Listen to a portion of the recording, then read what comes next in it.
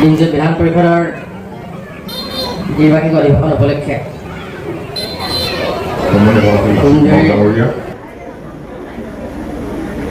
মঞ্চটো অনুষ্ঠিত এই গাঁৱৰ আমাৰ সকলো পূজনীয় গাঁৱৰ নেতাসকল আৰু সেই সময়তে যোৱাটো বিধানসভা নিৰ্বাচনত ৰাইজৰ সেৱা কৰিবৰ কাৰণে আপোনালোকৰ বহুমূলীয়া ভোট হাজিৰ জয়যুক্ত কৰাৰ কাৰণে মই আপোনালোক সকলোকে আদৰি ধন্যবাদ আৰু কৃতজ্ঞতা জ্ঞাপন কৰোঁ। আৰু বিধায়ক হিচাপে নিৰ্বাচিত হোৱাৰ পিছত যোৱা 2 মে'ত ফলাফল ঘোষণা হৈছে। 2 মে'ৰ পিছত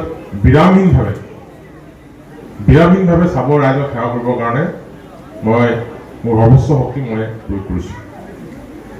কোনো কথাতে কোনো বিষয়তে চাবুৱাৰ যদি কিবা প্ৰাপ্য আছে বা আমি যদি কিবা পাবলগীয়া বিষয় মই কেতিয়াও বিলম্ব কৰা নাই, কেতিয়াও অৱহেলা কৰা নাই, কেতিয়াও খেলা কৰা নাই। যেতিয়াই য'ত যেনেকৈ যাবলগীয়া হৈছে, যাক যেতিয়াই য'ত যেনেকৈ লগ কৰিবলগীয়া হৈছে, আৰু সেইকাৰণে মই ভাবোঁ যে খুব কম সময়ৰ ভিতৰত চাবুৱালৈ আমি কেইবাটাও আশাৰ বতৰা কঢ়িয়াই আনিবলৈ আমি সক্ষম হওঁ। বিধায়ক হিচাপে নিৰ্বাচিত হোৱাৰ আগমুহূৰ্তত আমি যোৱা সময়ছোৱাত চাবুৱাৰ বিভিন্ন ঠাইত অসম গণ পৰিষদ দলৰ সংগঠন শক্তিশালী কৰিবৰ কাৰণে, জনমত প্ৰতিষ্ঠা কৰিবৰ কাৰণে আমি গাঁৱে ভূঞে দিনে নিশাই আমি একাকাৰ কৰিছিলোঁ। আৰু সেই যাত্ৰাত আমাক অসম গণ পৰিষদ দিনজয় পঞ্চায়ত পৰিষদৰ ভূমিকা মই অকপতে স্বীকাৰ কৰিম যে আটাইতকৈ সবল আছিল দিনজয় পঞ্চায়ত পৰিষদৰ ভূমিকা। আমি ইয়াত হয়তো পঞ্চায়ত কেতিয়াবা নিজিকিব পাৰোঁ, কিন্তু ইয়াত আমাৰ দলৰ সাংগঠনিক ভেটি অতি মজবুত আছিল। দিনজয় পঞ্চায়ত পৰিষদৰ এলেকাৰ সকলো অঞ্চলতে আমাৰ দলীয় কৰ্মকৰ্তাসকলে আমাৰ দলটোক উজ্জীৱিত কৰি ৰাখিবৰ কাৰণে বিভিন্ন কৰ্মত হাতত লৈছে। আৰু যাৰে ফলশ্ৰুতিত যোৱাটো বিধানসভা নিৰ্বাচনত আমি দিনজয় পঞ্চায়ত অধীনৰ আমাৰ গাঁও বা বাগিচা অঞ্চলসমূহত আমি এটা সন্মানজনক মৰ্যাদাপূৰ্ণ ভোট লাভ কৰিবলৈ আমি সক্ষম হ'ব পাৰিছিলোঁ, যিটো যোৱা সময়ছোৱাত আপোনালোকে আমাৰ দলৰ সংগঠন শক্তিশালী কৰিবৰ কাৰণে কৰা প্ৰচেষ্টাৰ নিশ্চিত ফল। অসম গণ পৰিষদ দল অসমৰ ৰাইজে গঠন কৰা দল। ভাৰতবৰ্ষত বিভিন্ন ৰাজনৈতিক দল আছে, সেই ৰাজনৈতিক দলবোৰৰ ইতিহাস আৰু অসম গণ পৰিষদ দল গঠনৰ ইতিহাস আকাশ পাৰ্থক্য আছে। আমি আঞ্চলিক ৰাজনৈতিক দল, আৰু সেইকাৰণে অসম গণ পৰিষদ দল বিভিন্ন ধুমুহাৰ মাজতো, বিভিন্ন প্ৰত্যাহ্বানৰ মাজতো অসম গণ পৰিষদ দলক অসমৰ ৰাইজে মৰম কৰি আজি এই অৱস্থাত ৰাখিছে। আমি দুবাৰকৈ চৰকাৰ শাসন কৰিছিলোঁ, 85 চনৰ পৰা 90 চন, 96 চনত, 2001 চনত। তাৰপিছত যোৱা 2016 চনত আমি মিত্ৰজোঁটৰ ভাৰতীয় জনতা পাৰ্টীৰ মিত্ৰজোঁটৰ চৰকাৰত থাকি আমি এই চৰকাৰৰ অংশীদাৰ হৈছিলোঁ। পুনৰ এবাৰ আমি মিত্ৰজোঁট হৈ নিৰ্বাচনত অৱতীৰ্ণ হৈছোঁ আৰু চৰকাৰৰ অংশীদাৰ। আমি অসম গণ পৰিষদলৈ যোৱা সময়ছোৱাত আমি বহুত হেৰুৱাইছোঁ। অসম গণ পৰিষদলৈ কৰিবলগীয়া কাম আমি বহুত কৰিব পৰা নাই। অসমৰ ৰাইজে অসম গণ পৰিষদলৈ বহুত ধৰণে প্ৰত্যাখ্যান কৰিছে, কিন্তু তাৰপিছতো অসম গণ পৰিষদ দলে অসমৰ ৰাইজক কেতিয়াও কিন্তু প্ৰতাৰণা কৰা নাই। অসম গণ পৰিষদ দল সদায় ৰাইজৰ লগত আছে। অসমৰ ৰাইজক আগত লৈ অসম গণ পৰিষদ দল আগবাঢ়ি যাব বিচাৰে। অসমৰ ৰাইজে যেতিয়া যি স্থানত দলটোত বহুৱাইছে, যদি বিৰোধী আসনত বহিছে বিৰোধীত আছে, শাসনত বহুৱাইছে যদি শাসনত আছে, বিৰোধী আসনৰ পৰা অৱনীত কৰাইছে তাতো আমি অসম গণ পৰিষদ লাভ কৰিছোঁ। অসমৰ ৰাইজক লগত লৈ ইয়াৰ খিলঞ্জীয়া ভূমিপুত্ৰসকলক শক্তিশালীভাৱে আগুৱাই নিবৰ কাৰণে, ইয়াত বাস কৰা সকলো জাতি জনগোষ্ঠীৰ লোকসকলক শক্তিশালীভাৱে আগুৱাই নিবৰ কাৰণে অসম গণ পৰিষদ দলে অহোপুৰুষাৰ্থ কৰিছে। সময় আহে, বতাহ আহে, ৰাজনীতিত আৱেগো আহে, গতিকে আৱেগৰ বতাহ বহু সময় উঠি আহি গৈছে কোনোবা, কিন্তু আমি বটবৃক্ষৰ দৰে অসম গণ পৰিষদৰ কৰ্মীসকল অসমৰ সৰ্বাংগীন বিকাশৰ কাৰণে এখন মঞ্চত আমি থাকি গৈছোঁ। এটা সময়ত মানুহ খুব আমাৰ সীমিত হৈ পৰিছিল। যোৱা 5টা বছৰত এই অঞ্চলত আমি কৰা অবিৰত প্ৰচেষ্টাৰ ফলত আমাৰ চাবুৱা সমষ্টিত অসম গণ পৰিষদৰ ফৰ্ম ধৰি উঠিল, কিন্তু বাকী আমি অন্য সমষ্টিবিলাকত আমাৰ যি কাৰণতে নহওক আমি সেইদৰে সংগঠন আমি শক্তিশালী কৰি দিব পৰা নাই। আৰু তেনেবোৰ কাৰণতে যোৱা সময়ছোৱাত আমি মিত্ৰতাৰ সূত্ৰত আবদ্ধ হ'ব লগাত আমি বাধ্যত পৰিছোঁ। চৰকাৰ নাথাকিলে জনসাধাৰণৰ আশা আকাংক্ষা চৰকাৰ দলে ভবাৰ দৰে কিছুমান কাম কাজ কৰিব নোৱাৰে, আৰু সেইকাৰণে আমি ভাৰতীয় জনতা পাৰ্টীৰ লগত চৰকাৰত থাকি অসমবাসীৰ আশা আকাংক্ষা আগত লৈ যাবৰ কাৰণে আৰু অসমৰ সুৰক্ষিত ভৱিষ্যতৰ স্বাৰ্থত আমি তাত সোমাই আছোঁ। বহু ধৰণৰ কথা আহে, কিন্তু অসম গণ পৰিষদৰ মূল লক্ষ্য হ'ল অসমৰ সুৰক্ষিত ভৱিষ্যত, অসমৰ ৰাজ্যৰ সৰ্বাংগীন বিকাশ, অসমীয়া ৰাইজৰ নিৰাপত্তা। আৰু সেই প্ৰশ্নত অসম গণ পৰিষদে কেতিয়াও আমি তেনেজন নেতাৰ নেতৃত্বত আমি দল কৰিছোঁ, সংগঠন কৰিছোঁ আৰু অসমৰ সৰ্বাংগীন বিকাশৰ কাৰণে আমি কাম কৰিছোঁ। আৰু আমি চাবুৱা সমষ্টিটো আমি দুবাৰকৈ চৰকাৰ শাসন কৰিছিলোঁ। আমাৰ ইয়াত মন্ত্ৰী হৈছিল আমাৰ চৰকাৰৰ পৰা। আমি সেই সময়ত আমি যিখিনি কাম কৰিলোঁ সেই কামখিনি আৰু যোৱাটো নিৰ্বাচনত মোক বিধায়ক হিচাপে নিৰ্বাচিত কৰাৰ পিছত মই এটা কথা স্থিৰ কৰি লৈছোঁ যে মোৰ পূৰ্বৰ যিসকল বিধায়ক আছিল, মোৰ আগতে বিনোদ হাজৰিকা ডাঙৰীয়া আছিল, ৰাজু চাহু আছিল, ভৱেন বৰুৱা আছিল, জ্ঞান গগৈ আছিল আৰু কোনোবা আছিল। সেইসকলে চাবুৱা সমষ্টি আগুৱাই নিবৰ কাৰণে বিভিন্ন ধৰণৰ প্ৰস্তাৱ হাতত লৈছিল।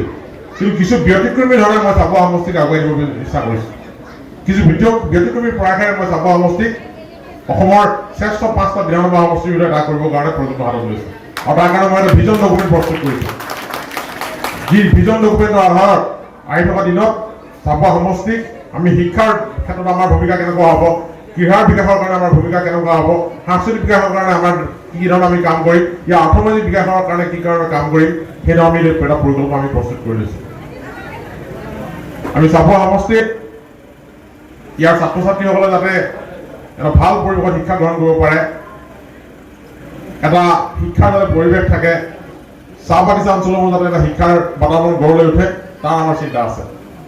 আমাৰ ছাত্ৰ ছাত্ৰীসকলক সৰুৰে পৰাই আমি প্ৰতিযোগিতামূলক পৰীক্ষাত বা ভাল শিক্ষাৰে শিক্ষিত কৰি প্ৰতিযোগিতামূলক পৰীক্ষাত কেনেকৈ অৱতীৰ্ণ কৰাব পাৰিম তাৰ আমাৰ চিন্তা চৰ্চা আছে।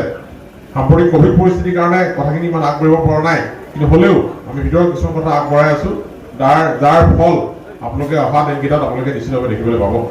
আমি চাবুৱা সমষ্টিত ইয়াৰ ছাত্ৰ ছাত্ৰীসকলৰ মানসিক দিগন্ত বঢ়াই দিবৰ কাৰণে এটা নতুন লক্ষ্য প্ৰদান কৰিবৰ কাৰণে ইয়াত আমি অসম লোকসেৱা আয়োগৰ পৰীক্ষাৰ এটা কোচিং চেণ্টাৰ খুব সোনকালে আমি আৰম্ভ কৰিম।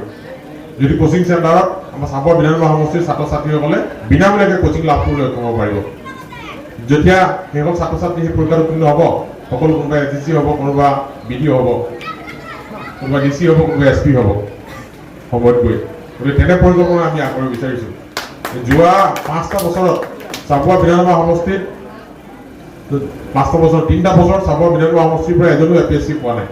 গতিকে আমাৰ লক্ষ্য হ'ব প্ৰতিটো বৰ্ষতে যাতে আমাৰ APSCত আমাৰ ছাত্ৰ ছাত্ৰী, আমাৰ যুৱক যুৱতী ইয়াৰ পৰা উত্তীৰ্ণ হয়। তেনে লক্ষ্যৰে আমি তৃণমূল পৰ্যায়ৰ পৰাই এটা পৰিৱেশ গঠন কৰিবৰ কাৰণে আমাৰ চিন্তা আৰু পৰিকল্পনা আছে। আপোনালোকৰ সৌভাগ্য যে মহাপুৰুষ শ্ৰী শ্ৰী অনুদ্ধদেৱৰ নামত এখন ক্ৰীড়া বিশ্ববিদ্যালয় আপোনালোকৰ দিনজয় গাঁৱতে আমি য'ত সভা কৰি আছোঁ ইয়াৰ সন্মুখতে অনুষ্ঠিত প্ৰতিষ্ঠা হ'ব। আৰু এই বিশ্ববিদ্যালয়খন প্ৰতিষ্ঠা হ'লে এই অঞ্চলৰ গোটেই সামাজিক পৰিৱেশ, ইয়াৰ অৰ্থনৈতিক দিশটোৱে সাংঘাতিক ধৰণৰ পৰিৱৰ্তন আহিব। যাৰ কাৰণে এই ৰাস্তাটো বহলোৱাৰ এতিয়া পৰিকল্পনা কৰা হৈছে। কিছুদিন আগত আমি আধাৰশিলা স্থাপন কৰিলোঁ, ৰাস্তাটো বহল কৰিবলৈ চেষ্টা কৰা হৈছে বিশ্ববিদ্যালয়খনৰ কাৰণেই। হাতিলিৰ পৰা হৈছে, ইফালৰ পৰা কাম হৈছে আৰু নতুনকৈ আকৌ এতিয়া চাবুৱা MSc তিনিআলিৰ পৰা ৰাস্তাটো বহলোৱাৰ কাম আৰম্ভ হ'ব প্ৰথমে বিশ্ববিদ্যালয়খন আহিবৰ কাৰণে। ইতিমধ্যে ইয়াৰ মাটি যি সমস্যা আছিলে সেই সমস্যাখিনি আপোনালোকে নিজে আলোচনা বিলোচনা কৰি সমাধান কৰিবলৈ চেষ্টা কৰি আছে। আৰু আমি জোৰ দি আছোঁ যে যিমান পাৰে সোনকালে মাটি বাৰী সমস্যাটো সমাধান কৰি ইয়াত আমি কাম আৰম্ভ কৰিব পাৰোঁ। ইতিমধ্যে বাউণ্ডেৰী ৱালৰ কাৰণে ইয়াত মাটি ভৰ্তি কৰিবৰ কাৰণে টেণ্ডাৰ হৈ গৈছে, 2-4 দিনত টেণ্ডাৰ খুলিব। গতিকে টেণ্ডাৰ খোলাৰ লগে লগে ইয়াত কাম কাজ আৰম্ভ হ'ব।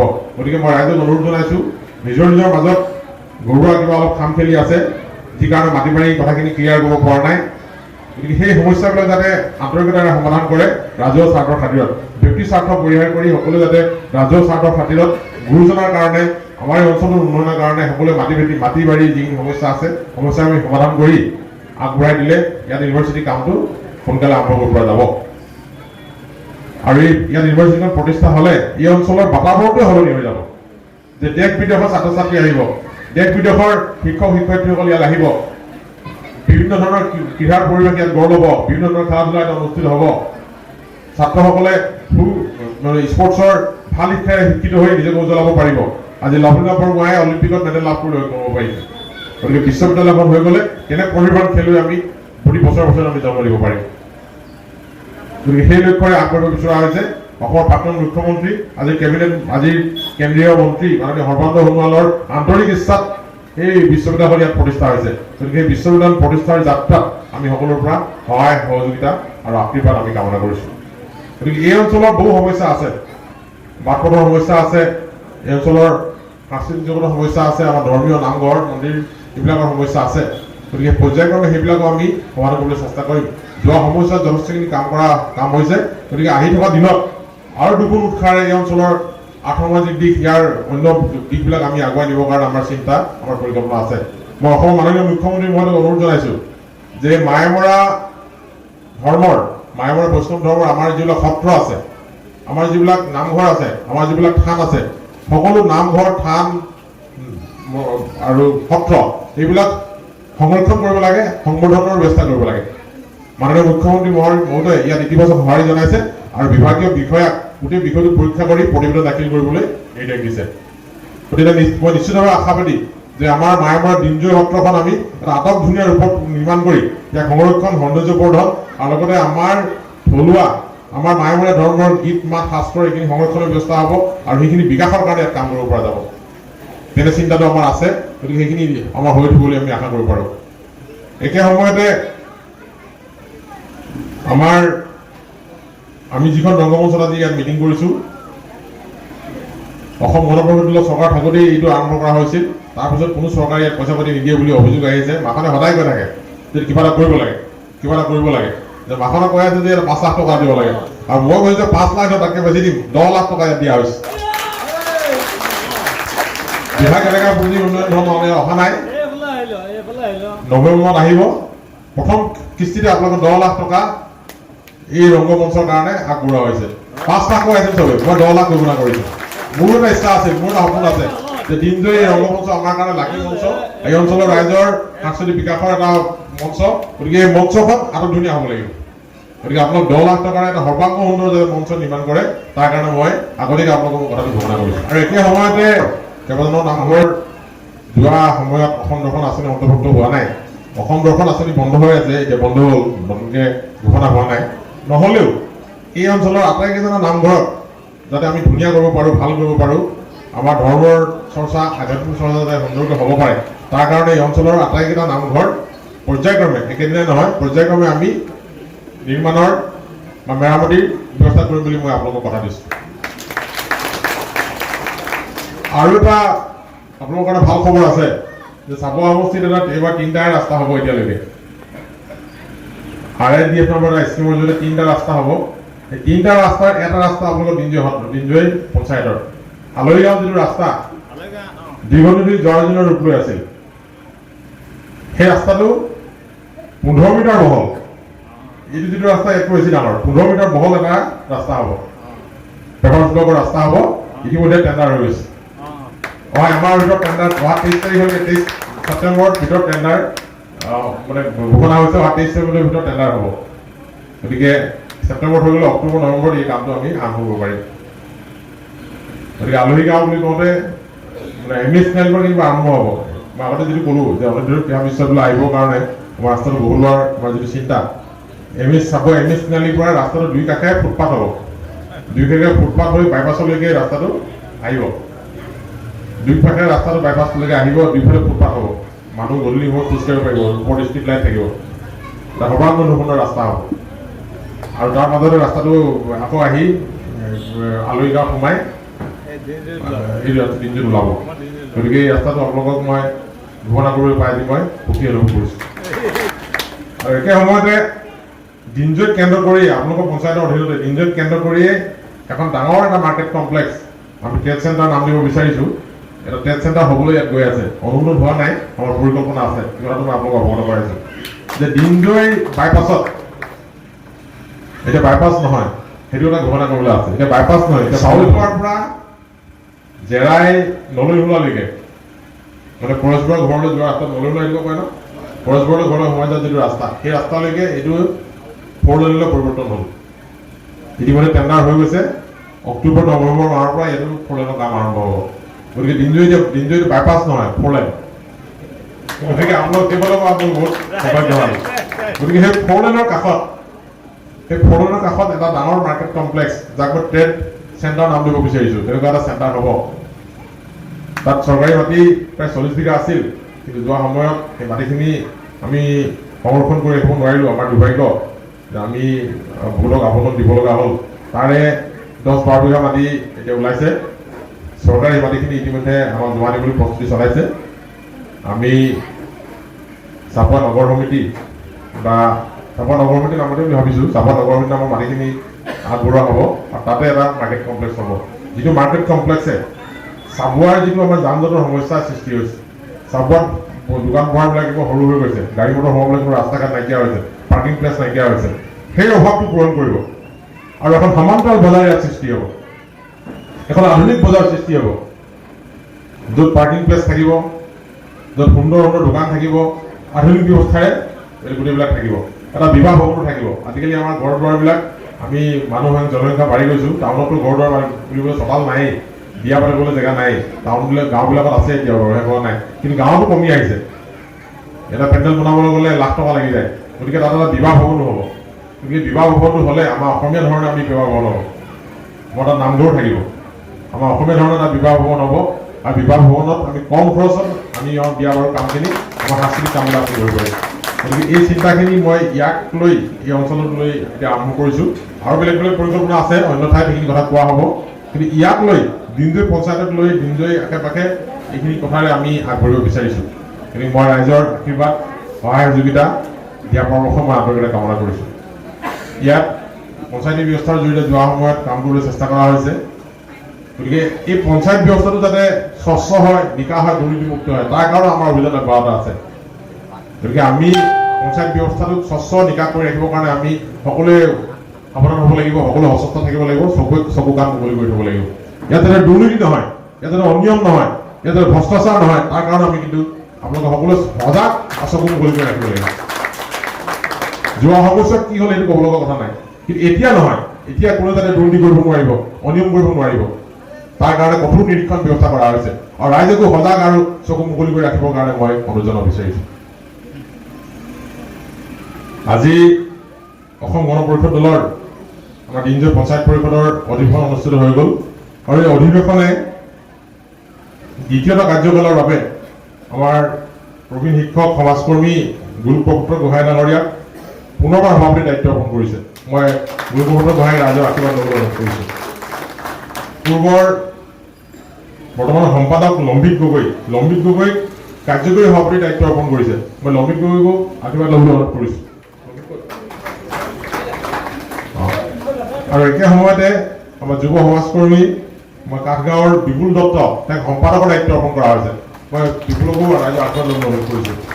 একে সময়তে ইয়াত মহিলা পৰিষদৰ নতুন সমিতি গঠন কৰা হৈছে। আজি শ্ৰীযুক্ত বৰ্ণালী বৰুৱা বাইদেউক পুনৰ সভানেত্ৰীৰ দায়িত্ব অৰ্পণ কৰা হৈছে। বৰ্ণালী বৰুৱা বাইদেউক মই আশীৰ্বাদ ল'বলৈ অনুৰোধ কৰিছোঁ। সম্পাদিকা হিচাপে মামণি গগৈ বাইদেউক দায়িত্ব অৰ্পণ কৰা হৈছে। মামণি গ'ল নেকি? কাৰ্যকৰী সভানেত্ৰী হিচাপে কৃষ্ণা চেতিয়াক দায়িত্ব অৰ্পণ কৰা হৈছে। কৃষ্ণা গ'ল, মহিলা মানুহ যাবলগীয়া হৈ যায় ন। এইখিনি কথাৰে আমি মনৰ অনুভৱখিনি মই ব্যক্ত কৰিলোঁ আৰু বিভিন্ন সময়ত বিভিন্ন ধৰণৰ কথা বতৰা ওলাই থাকে। কালি ঘপককৈ এটা পেপাৰত নিউজ ওলালে, আপোনালোকে গম পাইছে, গম নাপাব বোলে যে প্ৰশাসন বৰুৱা বোলে বিজেপিলৈ গৈ আছে আৰু আহি থকা উপ নিৰ্বাচনত বিজেপি প্ৰাৰ্থী হ'ব। আকৌ কোনোবাই ক'লে যে প্ৰশাসন বৰুৱা এই চৰকাৰৰ কেবিনেট মন্ত্ৰী হ'ব, সেইকাৰণে বিজেপিলৈ যাব লৈছে। কথাবিলাক এনেকুৱা হৈছে। কথাটো কি কাৰণে হ'ল যে যোৱা 23 তাৰিখে অসমৰ প্ৰাক্তন মুখ্যমন্ত্ৰী, আজিৰ কেবিনেট মন্ত্ৰী, আজিৰ কেন্দ্ৰীয় মন্ত্ৰী সৰ্বানন্দ সোণোৱাল ডাঙৰীয়া ডিব্ৰুগড়লৈ আহিছিল। ডিব্ৰুগড়লৈ আহোঁতে ভাৰতীয় জনতা পাৰ্টীয়ে আশীৰ্বাদ যাত্ৰা আৰম্ভ কৰিছিল গোটেই অসম জুৰি। ডিব্ৰুগড়ৰ আশীৰ্বাদ যাত্ৰাৰ অংশ হিচাপে এটা অনুষ্ঠান আছিল আৰু সেই অনুষ্ঠানটোৰ আয়োজক আছিল ভাৰতীয় জনতা পাৰ্টী। ভাৰতীয় জনতা পাৰ্টী ডিব্ৰুগড় জিলা সমিতিৰ তৰফৰ পৰা সেই অনুষ্ঠানলৈ মোকো নিমন্ত্ৰিত অতিথি আৰু সম্বৰ্ধনা জনাবৰ কাৰণে নিমন্ত্ৰণ জনাইছিল। আমি যিটো মিত্ৰজোঁট, সেইটো অসুবিধাটো নাই যোৱাত, হয় নাই? তেওঁ নিমন্ত্ৰণ জনাইছিল। সেই অনুষ্ঠানলৈ আমি গৈছিলোঁ, মই গৈছিলোঁ আৰু অসম গণ পৰিষদ দলৰ আমাৰ ডিব্ৰুগড় জিলা সমিতিৰ আমি সকলো কৰ্মকৰ্তা গৈছিলোঁ। আৰু আমাৰ উদ্দেশ্য আছিল যে সৰ্বানন্দ সোণোৱাল ডাঙৰীয়াক আমি জিলা সমিতিৰ তৰফৰ পৰা অভিনন্দন জনাওঁ। তো সেইখিনি কথাখিনি ঠিকে আছিল। কথাটো গণ্ডগোল ক'ত লাগিল যে অতিথিসকলক আদৰণি জনাবৰ কাৰণে বা কেন্দ্ৰীয় মন্ত্ৰী ৰামেশ্বৰ তেলী, সৰ্বানন্দ সোণোৱাল আমাৰ মন্ত্ৰীকেইজন আৰু ডিব্ৰুগড় তিনিচুকীয়া জিলাৰ আমাৰ মিত্ৰজোঁট বিধায়কসকলক আদৰণি জনাবৰ কাৰণে ভাৰতীয় জনতা পাৰ্টীৰ ফালৰ পৰা এখন ক'ৰবাত তোৰণ আৰু ক'ৰবাত মানে এই ফটো লগোৱা এখন কাঠত যেনেকৈ লগাই দিছে আপোনালোকে ইয়াত মোৰ কাঠত লগোৱা আছে তেনেকুৱা কাঠত লগালে ওপৰত মোৰ ফটোখন তলত লিখা হৈছে সশ্ৰদ্ধ আদৰণি ভাৰতীয় জনতা পাৰ্টী ডিব্ৰুগড় জিলা এইফালে পদুমফুল চিনটো তো আপত্তিটো তাতে মানে আপত্তিটো সেইটো তাতে ৰহস্যৰ গোন্ধ পাই সাংবাদিক বন্ধুসকলে কথাটো তেনেকৈ লিখিলে আৰু একে সময়তে একেদিনাই কিন্তু একেদিনাই চাবুৱাত এটা অনুষ্ঠান হৈছিল সৰ্বানন্দ সোণোৱাল ডাঙৰে আদৰণি জনাবৰ কাৰণে আৰু অনুষ্ঠানটোৰ আয়োজন কৰিছিল চাবুৱাৰ ৰাইজে তাত অসম গণ পৰিষদ দলৰ তৰফৰ পৰা সাংসদ মানে আমাৰ কেন্দ্ৰীয় মন্ত্ৰী সৰ্বানন্দ সোণোৱাল ডাঙৰে আদৰণি জনোৱাৰ ব্যৱস্থা কৰা হৈছিল তেখেতক আদৰণি জনোৱা যিখন তোৰণ অসম গণ পৰিষদ দলৰ তৰফৰ পৰা দিয়া কাটাও সেই কাটাত একেখিনি কথা লিখা হৈছিল উষ্ম আদৰণি অসম গণ পৰিষদ চাবুৱা বিধান পৰিষদ এইফালে হাতীৰ চিনটো মোৰখনত বিজেপিৰ পদুমফুল চিনটো আছিল এইফালে সৰ্বানন্দ সোণোৱালখনত হাতীৰ চিনটো আছিল এতিয়া কথাটো এনেকুৱা কথাটো যদি সেইটোৱে সাংবাদিকে কোৱাৰ দৰে বা কোনোবাই অপপ্ৰচাৰ ওলোৱাৰ দৰে কথাটো যদি সেইটোৱে হ'বলৈ হয় নহ'লে মই বিজেপিলৈ যাম সৰ্বানন্দ সোণোৱাল এজেপি লাগিব তাৰমানে তেনেকুৱা আজি মই এটা স্পষ্টীকৰণ আগবঢ়াইছোঁ আৰু মই নিৰ্ভীকভাৱে সাহসেৰে আগতেও কৈছোঁ এতিয়াও ক'ম যে মই 1995 চনত অসম গণ পৰিষদত যোগদান কৰিছিলোঁ অসম গণ পৰিষদত যোগদান কৰা দিন ধৰি মই দলটোক নিষ্ঠা সততা আৰু সাহসেৰে সন্মুখৰ পৰা নেতৃত্ব দিবলৈ মই কাম কৰিছিলোঁ কেতিয়াবা মই সন্মুখৰ বেঞ্চত আসন পাইছিলোঁ কেতিয়াবা মই পিছ বেঞ্চত বহিছিলোঁ কেতিয়াবা দৰ্শকৰ শাৰীটো বহিছিলোঁ কেতিয়াবা মই পিছ বেঞ্চতো মুঠাই নাছিল অসম গণ পৰিষদ দলত কেতিয়াবা এনেকুৱা পৰিৱেশ হৈছিল যে মই ওলাই যাব লাগে মোক তেনেধৰণৰ বাধ্য কৰোৱা হৈছিল কিন্তু তৎসত্ত্বেও যিহেতু মই আঞ্চলিকতাতো বিশ্বাসী মই অসম গণ পৰিষদ দলক ভাল পাওঁ অসম গণৰ নেতা কোন মোৰ ভংগ নহয় অসম গণ পৰিষদ দলক মই আন্তৰিকতাৰে মই সেৱা আগবঢ়াইছিলোঁ বিৰামীনভাৱে মই সেৱা আগবঢ়াইছিলোঁ নিষ্ঠাৰ সততাৰ সেৱা আগবঢ়াইছিলোঁ 25 বছৰ ধৰি পোৱা নোপোৱা হিচাপ মই কেতিয়াও কৰা নাই ইচ্ছা কৰালে কংগ্ৰেছ দিনতো মই বিধায়ক হ'ব পাৰিলোহেঁতেন হিমন্ত বিশ্ব শৰ্মা আজি অসমৰ মাননীয় মুখ্যমন্ত্ৰী হিমন্ত বিশ্ব শৰ্মা ডাঙৰীয়া আমি সদৌ ছাত্ৰ সন্থা একেলগত আছিলোঁ আমিও তাত যাব পাৰিলোহেঁতেন কংগ্ৰেছলৈ সৰ্বানন্দ সোণোৱাল ডাঙৰীয়া যেতিয়া বিজেপিত গ'ল তেখেত অসমৰ মুখ্যমন্ত্ৰী হ'ল বিজেপিলৈ যোৱাৰ আগমুহূৰ্তত বিজেপিলৈ যে তেখেত যাব তেওঁৰ চিন্তাটো গোটেই চিন্তা মোৰ সন্মুখতে ব্যক্ত কৰিছিল কিন্তু মই বিৰোধ কৰিছিলোঁ মই নগ'লোঁ তাৰ পৰৱৰ্তী সময়ত বৰ্ডৰ প্ৰস্তাৱ আছিল আমি কিন্তু কেতিয়াও যোৱা নাছিলোঁ গতিকে এতিয়া এনেকুৱা ধৰণৰ কথা কোনোবাই যে উলিয়ালে কিন্তু মোৰ কাৰণে হাঁহি উঠা কথা আৰু মোৰ কথা কোনো গাতো নালাগে মই স্পষ্টভাৱে ক'লোঁ যে মই এজিপিত আছিলোঁ মই এজিপিত আছোঁ আৰু ভৱিষ্যতেও কোন থাকে নাথাকে নাজানো মোৰ অসম গণ পৰিষদত থাকে আৰু অসম গণ পৰিষদৰ মজিয়াৰ পৰাই মই চাবুৱাবাসীক অসমবাসীক মই সেৱা কৰাম আৰু মই মনে প্ৰাণে বিশ্বাস কৰোঁ দৃঢ়ভাৱে বিশ্বাস কৰোঁ শক্তিশালী আগুৱাই যাব বিচাৰোঁ যে অসম গণ পৰিষদৰ জৰিয়তেহে অসমৰ সৰ্বাংগীন বিকাশ অসমৰ জাতীয় জীৱন সুৰক্ষিত হ'ব ইয়াৰ ৰাইজৰ বিকাশ হ'ব অসমৰ ৰাইজে মূৰ দাঙি দিয়া দিব পাৰিব অসম গণ পৰিষদ দলৰ কোনো হাইকামান নাই অসম গণ পৰিষদ দলে কাৰো কথাত উদ্ভৱ কৰিব নালাগে অসম গণ পৰিষদ দলে কাৰো কথাত মূৰ তল কৰিব নালাগে অসম গণ পৰিষদ দলে বুকু পিন্ধাই নিৰ্ভীকভাৱে জাতিক ভাল পৰা কথা ক'ব পাৰে যিটো অন্য ৰাজনৈতিক দলে নোৱাৰে অন্য কোনো শক্তিয়ে যিটো নোৱাৰে সেইটো অসম গণ পৰিষদ দলে পাৰে গতিকে য'ত মই মোৰ মাতৃভূমিক য'ত মোৰ জাতিক য'ত মোৰ ভাষা কৃষ্টি সংস্কৃতিক মই সন্মান জনাব পাৰোঁ মই মোৰ দায়িত্ব মোৰ জাতিৰ কাৰণে মই কথা ক'ব পাৰোঁ নিৰ্ভীকভাৱে মই জাতিৰ কাৰণে বুকু পিন্ধাই আগবাঢ়ি যাব পাৰোঁ কোনো মূৰ তল কৰিব য'ত মোৰ নালাগে মই তাতে থাকিম সেইটো হ'ল অসম গণ পৰিষদ গতিকে এইখিনি কথাৰেই মই আপোনালোকক মোৰ ক'বলগীয়া মনৰ অনুভূতি ব্যক্ত কৰিছোঁ মই পুনৰ কথা দিছোঁ যে আপোনালোকে মোক বিধায়ক হিচাপে নিৰ্বাচিত কৰিলে মোৰ দায়িত্ব বাঢ়িল আৰু এইদৰে সম্বৰ্ধনা জনালে আদৰণি জনালে গামোচা দিলে মই মানুহৰ অহংকাৰ বাঢ়ি যায় আহোঁতে মোৰ অলপ অহংকাৰ লাগি গৈছে বা বেলেগ লাগি গৈছে গাটো আজি জনালে মই অলপ অভিজ্ঞ হৈ গৈছে গাটো বেলেগ লাগি গৈছে সদায় এনেকুৱা হৈ থাকিব নিচিনা লাগে কিন্তু সদায় তেনেকৈ নাথাকে এদিন আধা দিন পোহৰ হ'বই সদায় এনেকুৱা নাথাকে গতিকে মোৰ চৰিত্ৰত যাতে অহংকাৰ কেতিয়াও ফুটি নুঠে মই যদি অহংকাৰৰ পথত কেতিয়াও নাযাওঁ তাৰ কাৰণে কিন্তু সদায় সাৱধান আৰু সেইকাৰণে এনেকুৱা সম্বৰ্ধনা বা এনেকুৱা অভিনন্দন অনুষ্ঠানবিলাক পৰাপক্ষত মই এটেণ্ড কৰিবলৈ কষ্ট পাওঁ হ'লেও ৰাইজৰ যি উৎসাহ ৰাইজৰ যি আহ্বান ৰাইজৰ যি মৰম সেই মৰমক উপেক্ষা কৰিব নোৱাৰোঁ আৰু সেই মৰমৰ উপেক্ষা কৰিব নোৱাৰি আপোনালোকৰ মাজলৈ আহিলোঁ আৰু ইয়াক মই মোৰ বিধায়ক হিচাপে যি যাত্ৰা সেই যাত্ৰাৰ আশীৰ্বাদ যাত্ৰাৰ প্ৰেৰণা হিচাপে মই গ্ৰহণ কৰিছোঁ আপোনালোকে দিয়া মৰমক মই প্ৰেৰণা হিচাপে গ্ৰহণ কৰিছোঁ চাপৰ সৰ্বাংগীন বিকাশৰ কাৰণে কাম কৰিবৰ কাৰণে ইয়াৰ ৰাইজৰ উন্নয়নৰ কাৰণে কাম কৰিবৰ কাৰণে আৰু আমাৰ বিধায়ক হিচাপে কাম কৰিবলৈ যাওঁতে মই ৰাইজৰ সহায় সহযোগিতা কামনা কৰিছোঁ যে ৰাইজৰ আশা আকাংক্ষা প্ৰত্যাশা বহুত বেছি ৰাইজে আমাৰ পৰা বহুত বেছি আশা কৰে দীৰ্ঘদিন ধৰি চাবুৱা সমষ্টিত এজিপি বিধায়ক নাই কিন্তু এজিপি বিধায়ক হিচাপে নিৰ্বাচিত হ'লেও চাবুৱা সমষ্টিত 1,68,000 ভোট আছে গতিকে মই 1,68,000 ভোটাৰৰ বিধায়ক 1,68,000 ভোটাৰৰ মই প্ৰতিনিধি গতিকে মোৰ আচৰণত মোৰ কাম কাজত মই এজিপি কৰি থকাটো উচিত নহ'ব মই বিজেপি কৰি থকাটো উচিত নহ'ব গতিকে মই সকলোকে লগত লৈ আগবাঢ়িব লাগিব আৰু সেইকাৰণে মই চাবুৱা সমষ্টিত থকা চাহ বাগিচাৰ লোক গাঁৱত বাস কৰা লোক নগৰত বাস কৰা লোক আমাৰ চহৰ অঞ্চলত বাস কৰা লোকসকলক নৈ পাৰৰ কথাখিনি কৈছোঁ মই সকলোকে লগত লৈ আমি আগবাঢ়িব লাগিব কোনো আগত নহয় কোনো পিছত নহয় সকলোকে সমানভাৱে আমি আগুৱাই নিব লাগিব আৰু এই যাত্ৰাত মই আপোনালোকৰ সহায় সহযোগিতা দিয়াৰ পৰা কামনা কৰিছোঁ আমি এই ওপৰত বহুত চৰ্চিত এটা বিষয় যে অৰুণোদয় আঁচনি কেতিয়া আহিব সদায় মহিলাসকল আহে অৰুণোদয় কেতিয়া আহিব আমাৰ কিছুদিন আগতে বাজেট অধিৱেশন হৈ গৈছে এই বাজেটত অৰুণোদয় পুনৰ অনুমোদন জনোৱা 6 লাখ গৰাকী মহিলাক পুনৰ অৰুণোদয় আঁচনিত সামৰি লোৱা হ'ব ইয়াৰ আগতে যোৱাখন চৰকাৰে 27 লাখ মহিলাক অৰুণোদয় আঁচনি অন্তৰ্ভুক্ত কৰিলে যোৱাবাৰ আমি অৰুণোদয় আঁচনি হিতাধিকাৰী নিৰ্বাচন কৰোঁতে আমি বেছিকৈ দল চালোঁ আমি ঘৰ বংশ পৰিয়াল বেছিকৈ চোৱা হ'ল গতিকে বহু উপযুক্ত মহিলা সবলীকৰণৰ কাৰণে আঁচনি গতিকে বহু উপযুক্ত মহিলাই আঁচনিৰ পৰা বাদ পৰি গ'ল গতিকে এইবাৰ যাতে সেইটো নহয় তাৰ কাৰণে আমি এতিয়াৰ পৰা সাৱধান হ'ব লাগিব আৰু তাৰ কাৰণে মই মোৰ বিধায়কৰ কাৰ্যালয়ত মোৰ ঘৰত বহি বা আমাৰ দলৰ কোনো নেতাই ঘৰত বহি নাম তালিকা প্ৰস্তুত কৰিব নোৱাৰিব আমাৰ দলৰ ঘৰত বহি কোনো নাম তালিকা প্ৰস্তুত কৰিব নোৱাৰিব আমি যে প্ৰাণ পৰিষদ গঠন কৰি আছোঁ সেই প্ৰাণ পৰিষদে ৰাজহুৱাভাৱে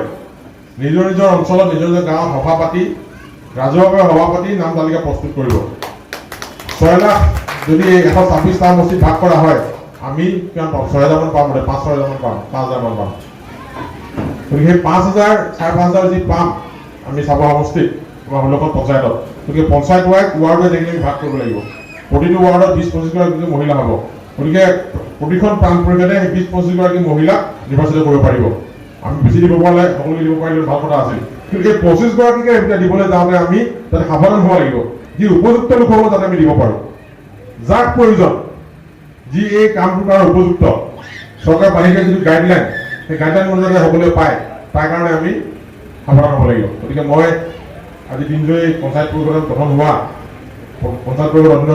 10খন প্ৰাণ পৰিষদক সেই কামটো কৰিবৰ কাৰণে মই আগতীয়াকৈ এতিয়াও ঘোষণা অহা নাই এতিয়া আগতীয়াকৈ মই আপোনালোকক অনুৰোধ জনাইছোঁ যে আপোনালোকে বাছনি কৰি দিব তাৰপিছত পিছতে আমি অনুমোদন জনাম আৰু মই বাৰে বাৰে কৈছোঁ যে বংশ পৰিয়াল ঘৰ ককাই মায়ে বাই ভনী সেইবিলাক বাদ দি আমি যি উপযুক্ত লোক তেওঁলোকক যাতে আমি বাছনি কৰোঁ তাৰ ব্যৱস্থা কৰিবৰ কাৰণে মই আপোনালোকক অনুৰোধ জনাইছোঁ আৰু চৰকাৰৰ অন্যান্য উন্নয়ন আঁচনিবিলাকৰ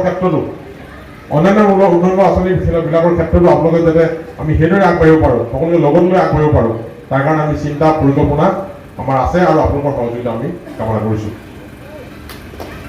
বক্তব্য বহুত দীঘলীয়া কৰিলোঁ বেছি দীঘল নকওঁ পুনৰবাৰ মই আপোনালোকক ধন্যবাদ জনাইছোঁ কৃতজ্ঞতা জনাইছোঁ যে আপোনালোকে সেৱা কৰিবলৈ সুযোগ দিছে আৰু এই যিটো সুযোগ 5 বছৰীয়া যিটো সুযোগ এই সুযোগৰ মই সদ্ব্যৱহাৰ কৰি পূৰ্ণ শক্তিৰে মই চাবুৱাক আগবাঢ়ি নিবৰ কাৰণে কমত অগ্ৰসৰ হ'ম সেই কথাটো মই আপোনালোক দিলোঁ আৰু লগে লগে এটা কথা ক'লোঁ যে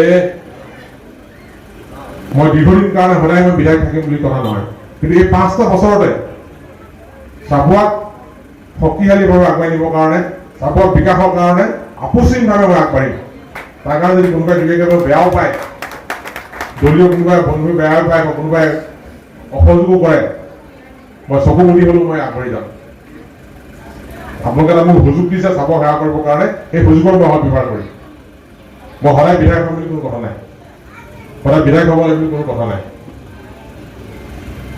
যিটো 5 বছৰ কাৰণে আমাক চৰকাৰে দিছে আমি সুযোগ পাইছোঁ ভাৱে গতিকে সেই সময়খিনি যাতে সদব্যৱহাৰ কৰিব পাৰোঁ গতিকে মই ৰাইজৰ পৰা পুনৰ আশীৰ্বাদ বিচাৰিলোঁ আজি যিসকলক টুলুঙা পঞ্চায়ত আমাৰ দিনজয়ী পঞ্চায়ত পৰিষদৰ দায়িত্ব অৰ্পণ কৰা হ'ল মই সেইসকলৰ নেতৃত্বত আহি থকা দিনত অসম গণ পৰিষদ দল এই অঞ্চলত কলে কলে জাতিষ্কাৰ হৈ থাকিব বুলি মই আশা কৰিছোঁ অতি শক্তিশালী হ'ব অহাবাৰ আমাৰ পঞ্চায়তো আমাৰ হ'ব গতিকে সেই ধৰণেৰে এতিয়াৰ পৰা যাতে কাম কৰে তাৰ কাৰণে মই আহ্বান জনাই পুনৰবাৰ সকলোকে শ্ৰদ্ধা ভক্তি জনাই মোৰ ক'বলগীয়া সামৰিছোঁ ধন্যবাদ জয় অসম